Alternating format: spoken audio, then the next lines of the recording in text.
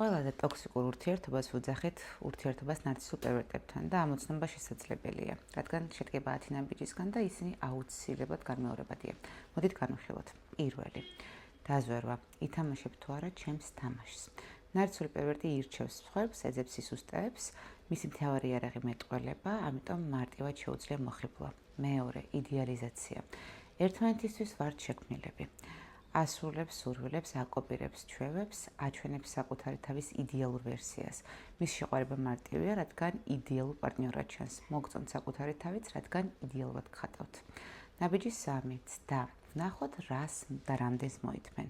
იწყება რბილი გაუფასურება, აკრიტიკებს გარეგნობას, ავიწყდება დარეკვა, უსიამოვნო შენიშვნებს აკეთებს თქვენს მეგობრებზე. ამავდროულად ხდება თქვენი მხარდაჭერი და მესაიდუმლე. ეს ძალიან მნიშვნელოვანი მომენტია. მეოთხე ნაბიჯი არის ყინულის შხაპი. ყველაზე მოულოდნელ მომენტში არის პირველი მძაფრი გაუფასურება, მკვეთრი კრიტიკა, სიცივე იგნორირება, ფსიქოლოგიური ზეწოლა. ეს დარტყმა ძალიან ძლიერია. ადამიანი იბნევა და ლოგიკური აზროვნების უნარს კარგავს მოულოდნელობისგან.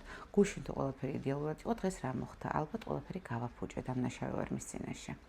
მეხუთე, ხრახნების მოჭერა. ყველა ჩხუბობს, ეს ხომ ნორმალურია. აგრესია ძლიერდება, ძალადობის ყველა სახეობა იარაღად იქცევა. პარტნიორი იწყებს საკუთარ თავში ეჭვის შეტანას და ეძებს მიზეზებს საკუთარ თავში. ივიწყებს, რომ ურთიერთობა ორი საქმეა. მეექვსე, ბოლომდე ჩაჭერა. რასაც მინდა, იმას გავაკეთებ შენთან. ღიად იყენებს პარტნიორს, რესურსებს, ინტერესს, სტატუსებს და სათამაშოდ აქცევს. ხდება იზოლაცია მეგობრების და ოჯახის წევრებისგან. მშვიდარი უტილიზაცია, აღარ მჭირდები. მას შემდეგ, რაც ყველა რესურს ამოწევს, პარტნიორს ტოვებს, ხშირად მაქსიმალურად დაუცველობის მომენტში. ეს დროებითია. მერვე, გენერალური დალაგება. ძლივს გავეკეცი. ნარცისული პერვერტი სხვათა წარმოაჩენს თავს, გარშემოყოფთა წინაშე, ავრცელებს ჭორებს, ამობრუნებულ ისტორიებს, ამახინჯებს ფაქტებს.